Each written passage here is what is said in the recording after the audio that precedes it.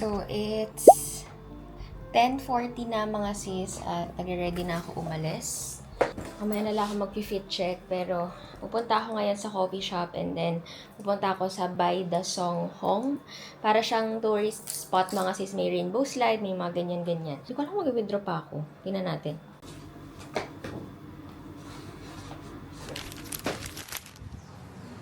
Ito pala itsura sa labas ng hotel ko mga sis. Ayan siya. Gallant Hotel.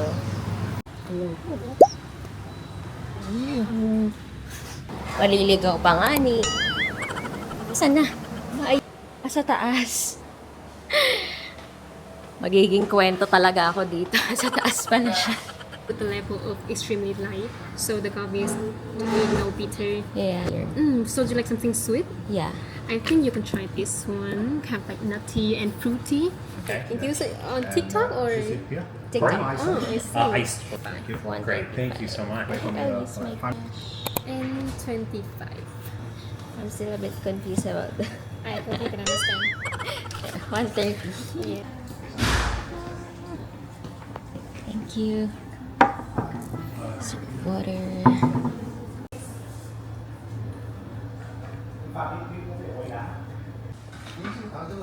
So this is my order, specialty coffee 1. Made in Malaysia daw, tama ba? Ayan, Malaysian Liberica.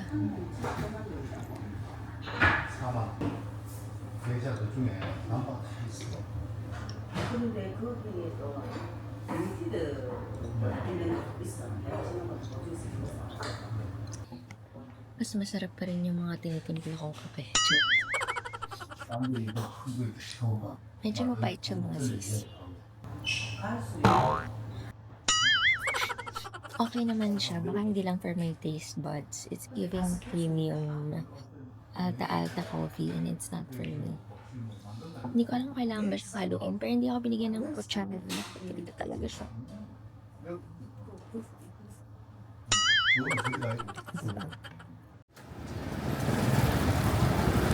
So now on the way na tayo sa Bai Da Song Hong. Medyo malayo siya mga sis, mga 30 minutes siya. So nasa 190 pesos yung Grab. Pansin ko pag medyo malalayo, standard car yung mura kaysa sa EV. Tapos bumili ako ng kape. Hindi ko talaga nabitan yung sinry ko sa XLII. Hindi siya para sa taste buds ko. Pang ano talaga ako mga sis, pang murang kape. Charot. We're here. Thank you. Where's the entrance? There. Okay.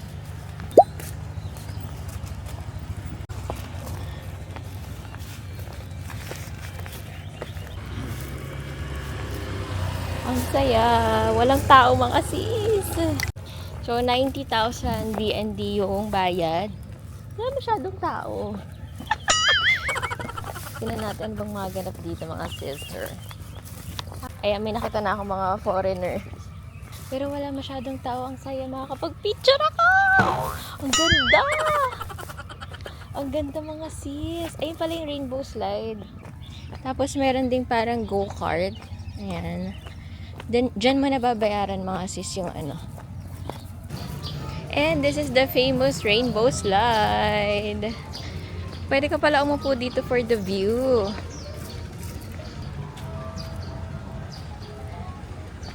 So dito rin yung daan siguro papunta dun sa flower ganaps.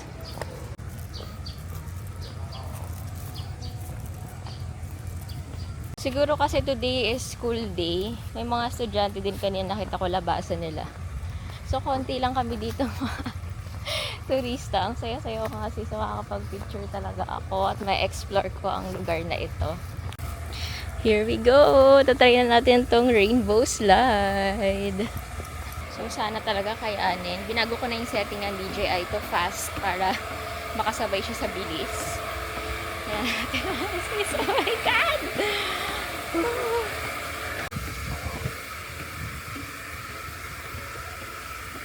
Oh my God, ito na mga sister. Talaga naman. Kita niyo ba yung taas na yan? Ang baba, nakabahan ako Lord. Lord, guide me in Jesus' name. Okay.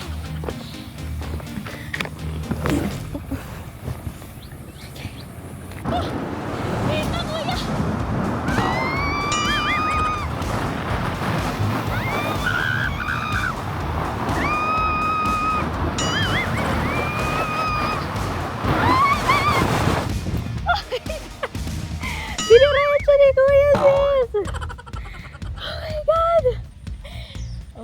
gosh, grabe ba? So, meron pang mga ganyang cart. Pag marami kayong masaya din yan, mga sis. Pero, pagod na ako. Sa ano na lang ako kakain? Sa Hanoi na lang. Hindi ko alam kung babalik pa ako ng hotel. Kasi mas maganda yung Mega World Gondola ng mga 4. And it's 12:43 pa lang. Mabilis lang dito mga sis. Siguro din kasi wala masyadong tao. Kaya nagawa ko yung rainbow slide agad.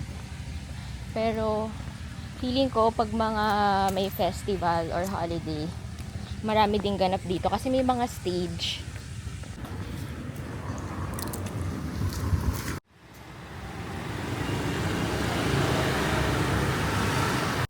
So this is our food, spring rolls, 3 ways, chicken curry, and then rice.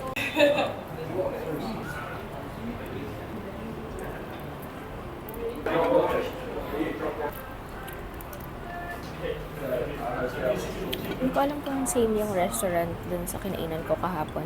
Pero masarap.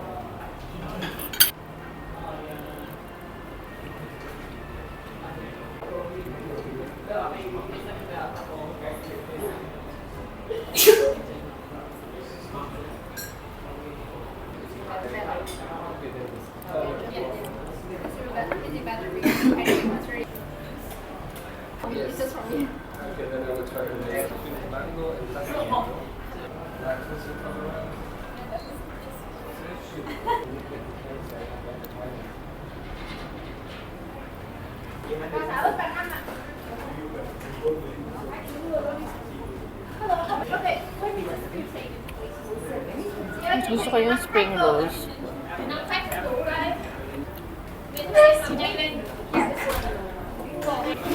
Ano lang. To be fair, wala naman to sa bestseller nila. Puro grilled kasi yung bestseller nila. And beef fish. Gusto ko ng sabaw. Meron silang parang soy sauce. Ano ba to? Try natin. Parang natatabangan kasi ako, babe. Konti lang kasi may picture ng ginger.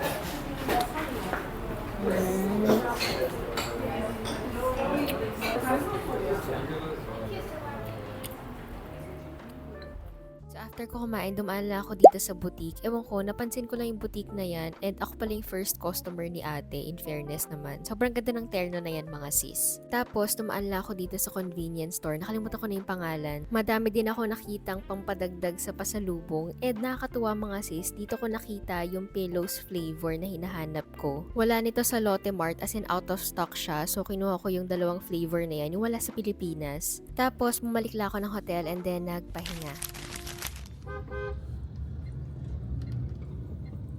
So, on the way na tayo to Mega Grand World. Ang laki pala nitong nabuko mga sis, pero standard na siya. Parang 6 to 8 seater. Kaya tinanong ng driver kung mag-isa lang daw ba ako. Medyo malayo yung Mega Grand World. 38 minutes away siya from here. Mga nasa 400 yung grab. Pwede na.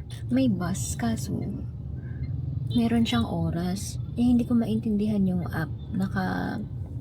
Ano siya, ibang language. Pero merong bus.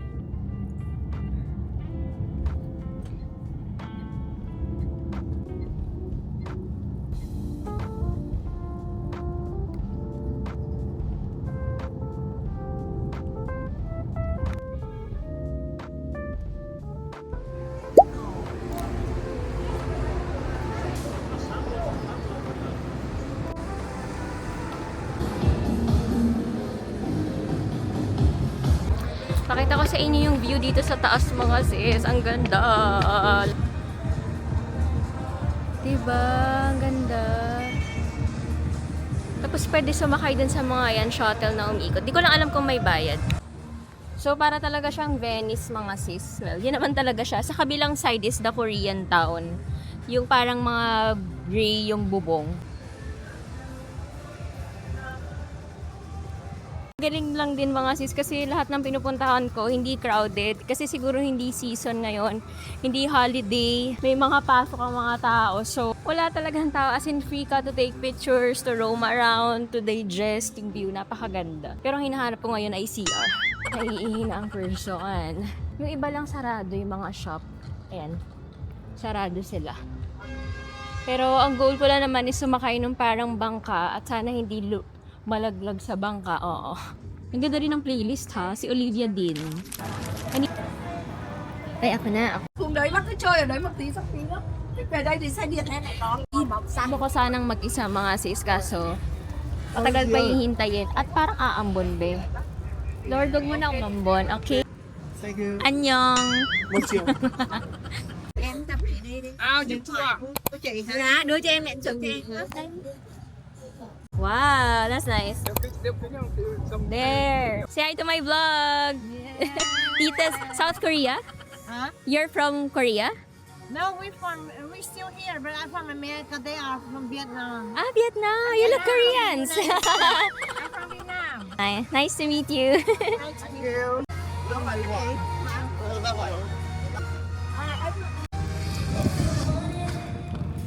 Guys, feeling ko God's favorite ako today. Talagang walang tao, mga sis, nakakapag-explore ako.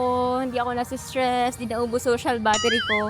Parang 10 lang kaming naan dito sa buong Mega Grand World. And thank you so much, Lord. Parang sabi niya, sige anak, mag-picture ka dyan. Maganda ang music, updated. Sobrang ganda. At galing talaga ni Lord, grabe. Nakita ko sa TikTok, ang dami laging tao dito. Tapos pagpunta ko, wala talaga tao. May mga nagbabike ng mga bata, so hindi ganun kadami. Like, yan yung mga sis. Ako lang ang naglalakad sa lane na ito, pati sa kabila. Siguro din kasi hindi peak season. So, thank you, Lord. Ngayon mo ko pinapunta dito. Ito yung gusto ko. Wala masyadong tao. Pero mukhang walang laman yung mga building na yan. Like, design lang talaga siya. Wala siyang laman. Sana magkaroon ng laman, no? Para magamit naman yung space din.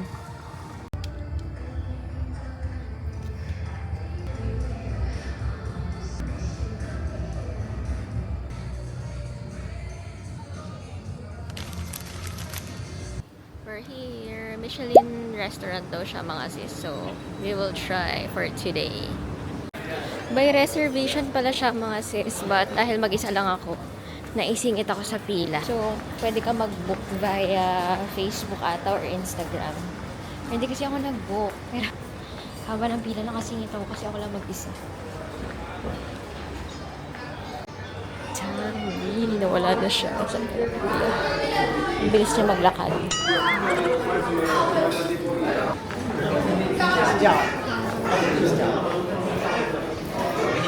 Thank you.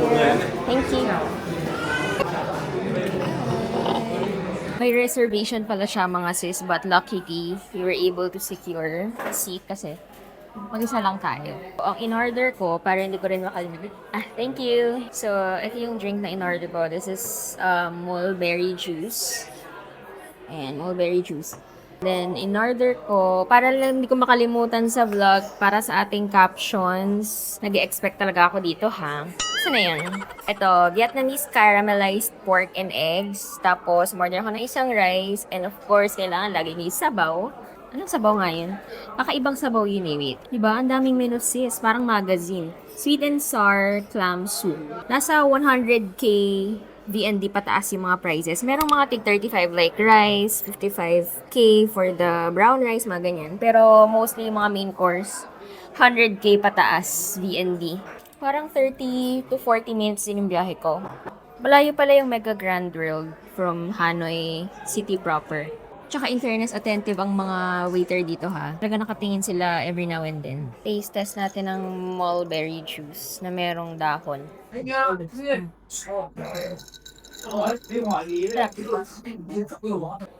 Here's our food mga sis. Kain tayo. Parang ang dami pala nung sabaw nila, no? Pero mingi din ako ng chili. Mukhang sinigang. Chopsticks tayo. Hindi ko lang ng sili kasi gusto ko ng maanghang. Ang tigas nung... Ay, hindi. Ang lambot, sis. Ang lambot na, grabe. Tapos meron siyang kasamang itlog. Parang adobo. Parang siyang adobong masabaw. Ganun mga sis. Yun na yun siya. Kasi may itlog din eh. Papakita ko sa inyo yung sabaw niya. Yung tumutulo. Mas gusto ko sana ito kung paanghang. Buti na lang humingi ako ng sili. Hindi lang ako nakain ng taba na part, pero kainin ko yung laman. Isasawsaw ko lang sa sili. Para magkaroon siya ng anghang.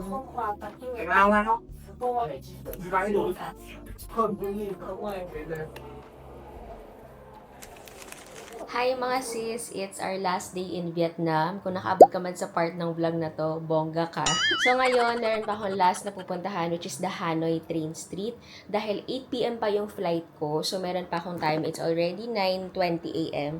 Ang next train daw is around 11:30 or 11:40 a.m. Never daw kasi siyang accurate. So, aagahan ko na lang mga sis. And nag-research din ako dahil merong mga part doon ng entrance sa Train Street na maraming locals na nangaharang tapos bubudulin ka nila. So, buti na lang nakita ko yung mga videos na yon.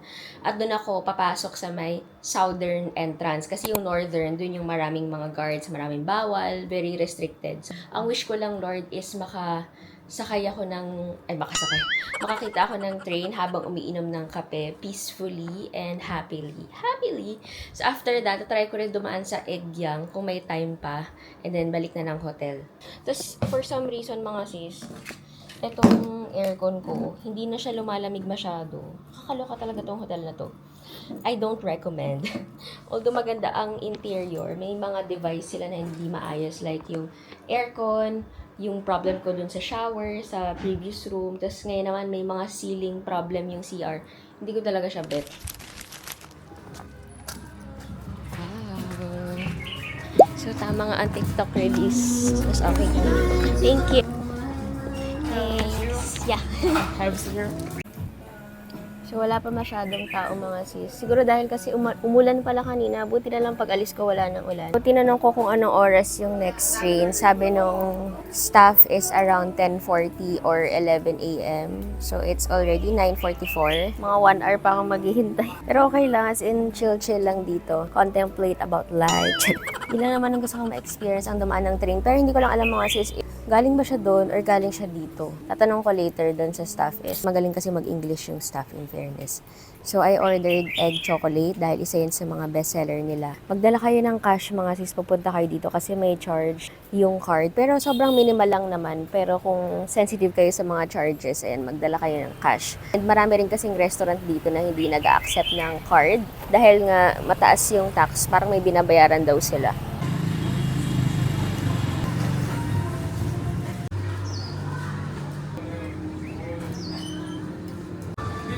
May doggy. Kanino kaya siya? Doon siya sa may-ari. This is your food. Order ako ng sausage. Akala ko buong sausage siya. China-chop pala nila and then may kasama siyang sausawan. 11:30 or 11 o'clock ata lang train. Bawal maglagay ng table kasi dadaan daw yung train. Pinagpabawal daw ng mga kids. May mga nakabantay na guards doon pero mababait naman sila. Dumadami na yung mga tao, mga sis. Dun sa kabila, may mga Pinoy din. Nakapwesto na dahil it's 11:05. 11:30 pala dadaan yung train from left to right. Papunta daw Ho Chi Minh. Tama naman. Tinignan ko sa Google Maps. Doon ang direction ng Ho Chi Minh. Pero hindi pa ako naniwala. Sabi kasi sa TikTok hindi daw accurate. So, tinanong ko yung staff, is the train schedule accurate? Sabi niya accurate naman daw. So, nag-ring na yung bell at malapit na yung train. Excited ako. Okay, recording. Oh my gosh! Alam mo yung pamangkin ko si Renmore, matutuwa dito. So, ipapakita ko tong video na sa kanya. Renmore, look at the train, okay? Listen to tita. Look at the screen, okay? Don't skip ads. Look at the train.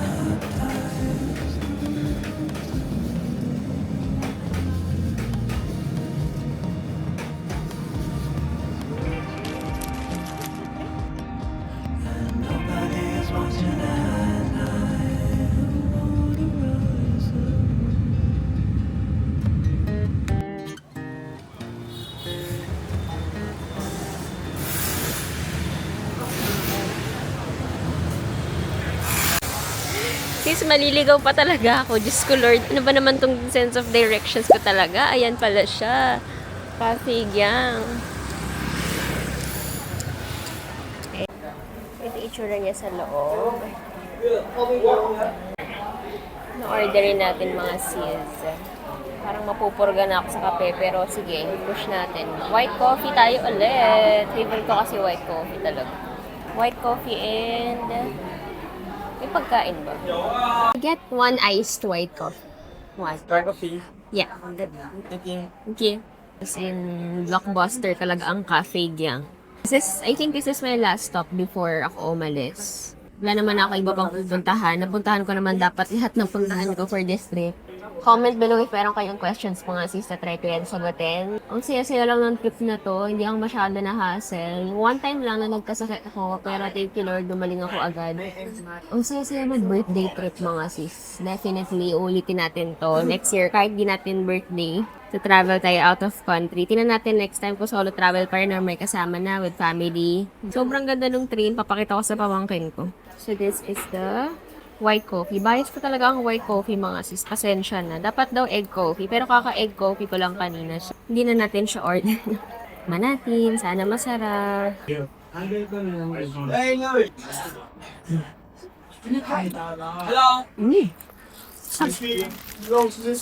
Time check mga sis, 3 p.m. na and ang checkout ko sa hotel ay 4 p.m. Uuwi na ang season nyo.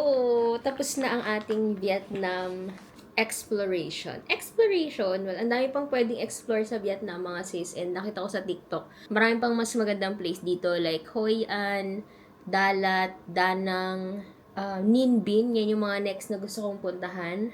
Baka hindi ako pumuntang Ho Chi Minh dahil natakot ako doon sa sinabi ng ate girl na nag-massage sa akin na medyo hindi nga daw safe doon for female solo travelers. Kumbaga sabi na maraming kawatan.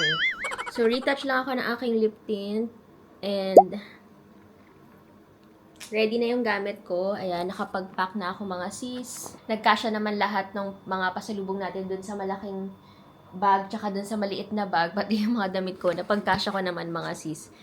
Siguro saktong 20 na yan. Kasi nung pag-alis ko, nasa 12 or 13 kg lang siya. Kumain pala ako ng Jollibee. Nag-order ako sa Grab.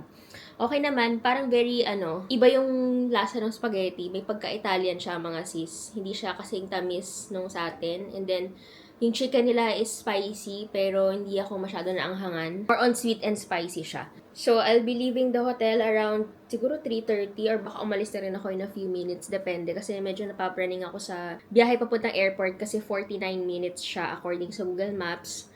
Ayoko naman malate and balita ko medyo matagal ang immigration. Pati nung pagpunta ko dito, di ba nakita nyo, medyo mahaba yung pila sa immigration. Ewan ko dahil ba madaling araw noon, red eye flight, pero ito kasi is evening flight naman. So sana hindi na ganun katagal. Di ko rin kasi alam anong pwedeng explore sa Vietnam airport. Kasi nung pagpunta ko dun, parang wala naman masyado mga sis, kainan lang and then, yun lang. But I'll be ending this vlog mga sis. Thank you so much for watching my Vietnam solo travel / birthday trip.